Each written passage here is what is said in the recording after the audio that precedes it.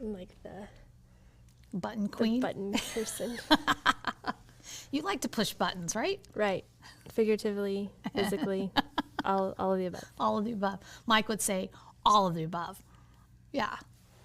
All right. So today, let's talk about lock boxes. I mean, I know we were looking at homes the last go around in nice weather, so it wasn't as big of an issue. But there have been times when I've been showing homes and it's winter, cold, and you go up and you got this old metal lock box there and you have to work a dial and go through it and everything. Well, I remember like our big problem was you had to do something on your phone and it wouldn't always work. And there was a couple times it was like pouring down rain and we're standing out there and you're like, I don't know what's wrong. Yeah. So lock boxes are a thing that as a seller should probably be a question that you ask. If you're going to interview realtors and talk about, what they do that's different than maybe somebody else, one of the things that I would say is taking security of the home seriously and doing at least as much possible as we can to prevent unauthorized access is an important thing. So like, are you talking a lockbox versus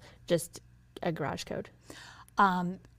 Versus a garage code, or you have the smart keys where you have code to go in there, or a lockbox like this that's a manual lockbox, which is push button.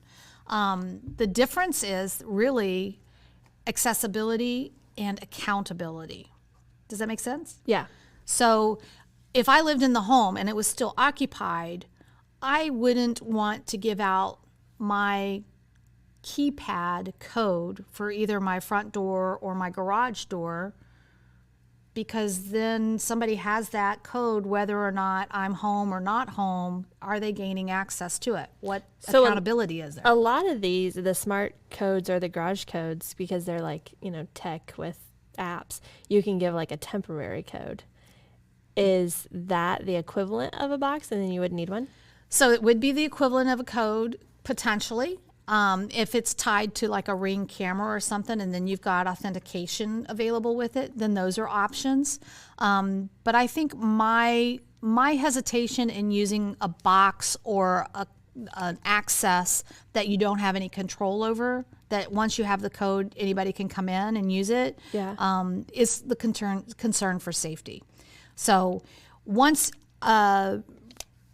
if I was interested in showing a house, let's back up. If I was interested in showing a house for my buyer clients, then I'm going to go through the process of scheduling an appointment and designating the time, and then I get a confirmation. In that confirmation, it tells me how I can access that home. Mm-hmm. And it'll tell me what the lockbox code is.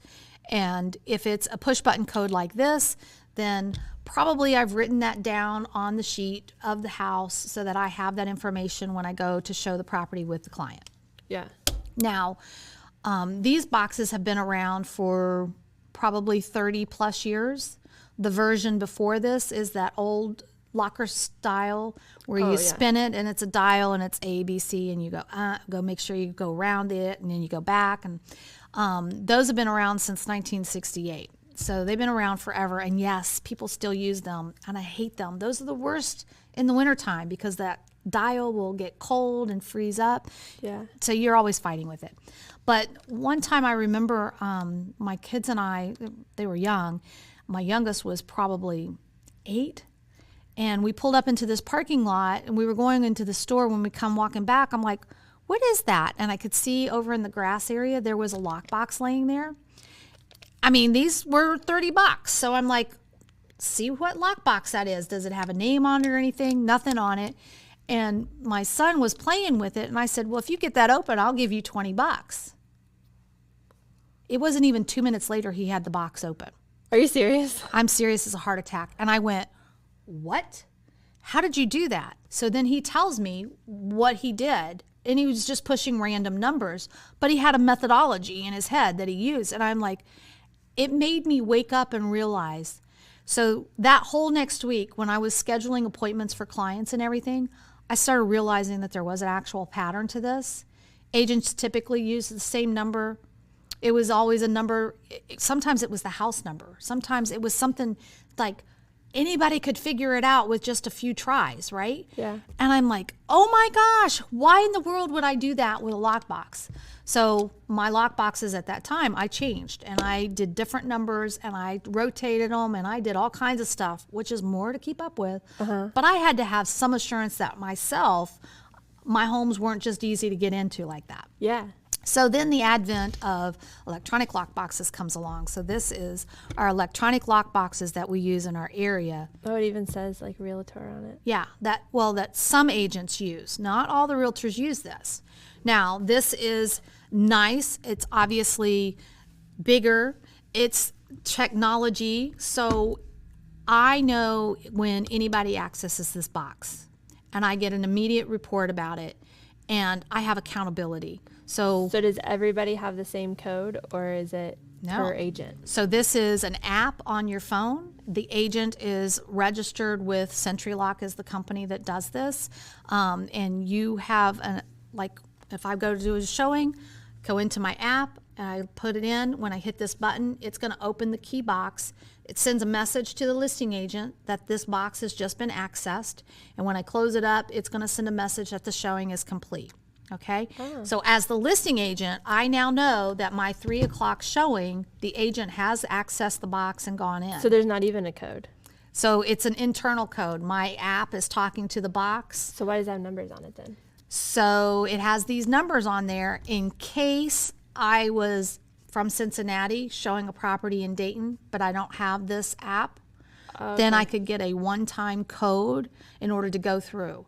It's again assigned from the listing agent to the agent who's showing it, and then they would be able to do it. I've had sellers who accidentally lock themselves out and they'll say, hey, can I get access to this key? And I send them a code right then. They get into the box, they get the key out, they put it back in. So it helps in that respect as well. So we like the one-time code use just for that reason, but it still documents and it's still accountable. So is this a space for like a card?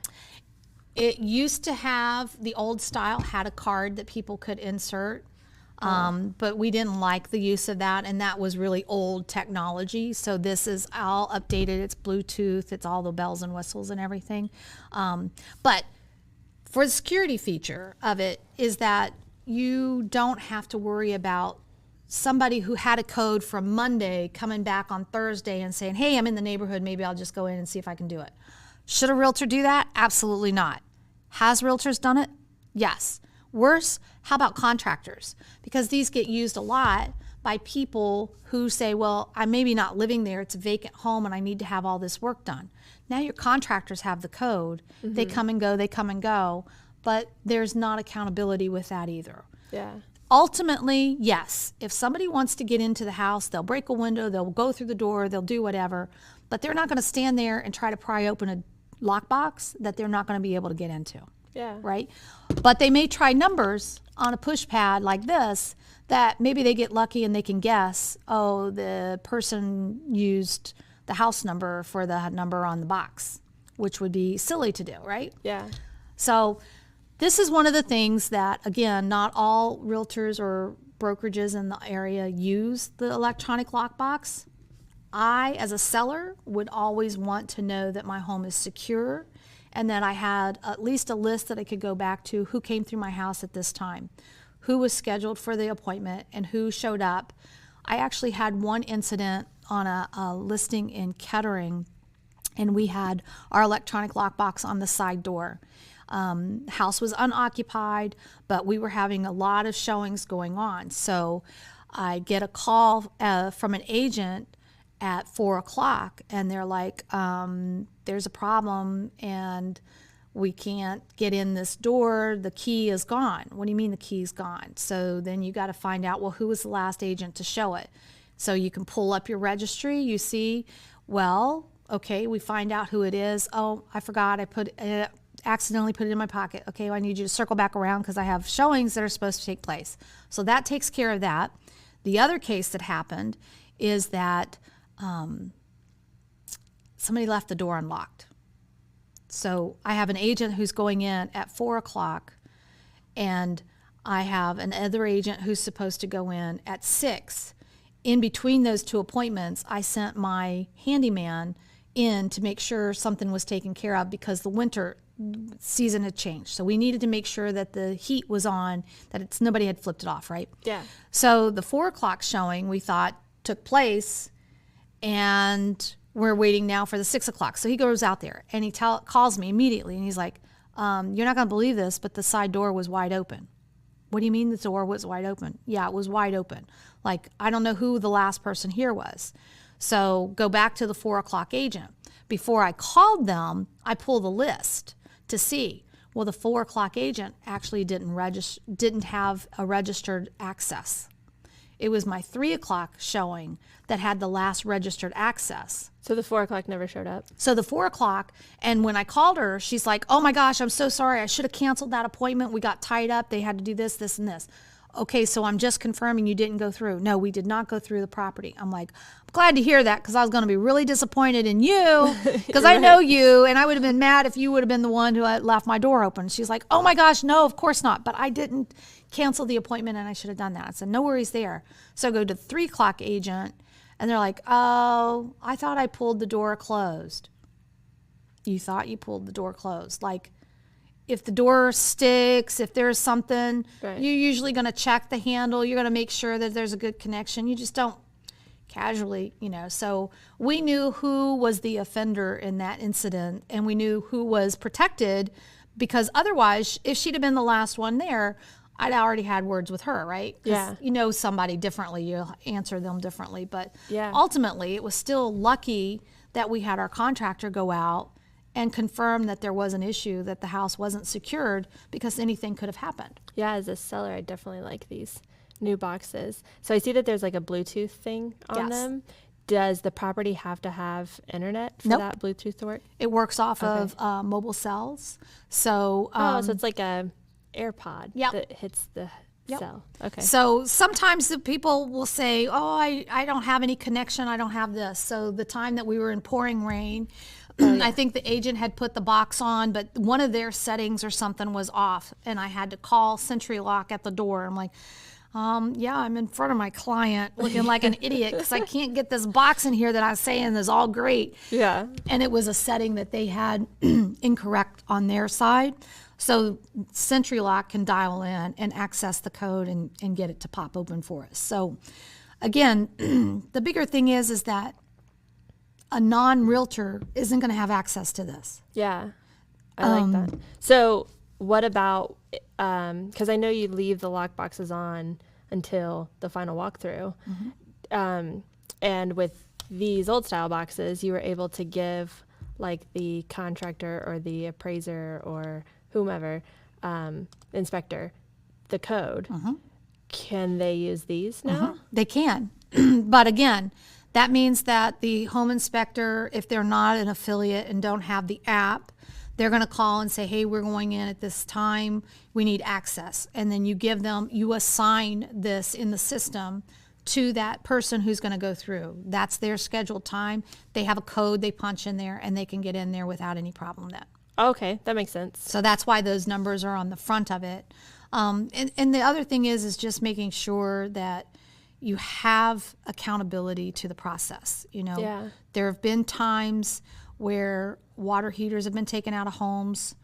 There's wild stories. Like, you do some research because you like those things. Water heaters, like furniture, pipes, things. So it is really a concern. If I'm your realtor, I want to make sure that that house is as protected as it can be, that there's not easy access, that somebody just doesn't walk up and take the key that we have there and access the house and do things that they're not supposed to, right? Yeah. So if we make it harder for people to get in there, then I think we also should enforce the rules for the professionals who have the access to it. And if the professional breaks the rule and gives the code to somebody, their client or somebody who's not authorized, then that realtor should be held accountable for that. Yeah. Because that's actionable. It actually can cost them their real estate license on top of fines. Yeah. So it's a serious infraction. You just don't want to mess it around. And there's HUD homes that they use the old dials and they use these push buttons and everything. It's the same for all of them. So once you have one code, you have all of them. And it's like, what a ridiculous jeopardy that's not necessary for these homes. Yeah. So yeah, we're putting a little bit of information out there. Please don't go getting into lockboxes if you don't have authorization. Right. But if you find one, you might have a kid who can get into it pretty quickly too, is the other thing. So do you think that the MLS is going to require the new fancy boxes? You know, I was Eventually. on the task force when we made the change to look at this technology, and we've had it now for just over 6 years. These boxes have been in our area for over 6 years. And I can tell you now we have more inventory that's being held, right? So we have over 2,000 listings, and there's probably less than 600 houses that have these boxes on them. Oh, wow. So we're lucky if 20% of our realtors are using the boxes on their listings. Why? I don't know, other than sometimes change is hard for people, and these are the boxes they're used to. It's easy for them. They don't have to worry about it, blah, blah, blah, blah, blah. I don't think it's my decision as a realtor as to what box I'm putting on there, other than what can I give some assurance to my client. And if my client said, well, who has the code for this, and how do I know if they come in or they don't come in? We don't. Yeah. Okay, well, what about this one? Well, I can give you a printout at any time as to who's had access, and if they fail, then I can reach out to them and say, why didn't you show up, or where's the key? We have follow through and accountability on that. I have more assurance if I talk to my clients about this one than any of the others. And I do think that this is something that, you know, nationally there have been incidences that have been reported, which as a task force, we looked at that information to say, why are we changing this? Why are we making it harder for our agents to do their job? We're making it safer for our agents to do the job. So when I show an empty house, if it has this on here, I'm thinking twice, is somebody in there? Because anybody could get access.